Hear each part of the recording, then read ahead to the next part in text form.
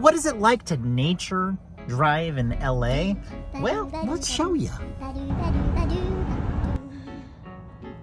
don't see nothing. Let's go farther up the road.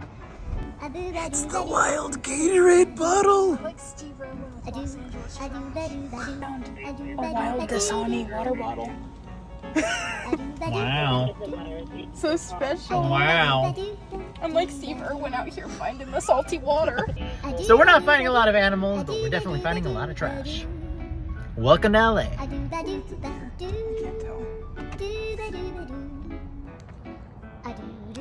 Ah, yes. It's the infamous wild cone. Yes, it was a cone and golf balls. What can I say? This is what it's like to nature drive in LA. Don't shine a hoto into someone's eyes. It hurt. I can't see.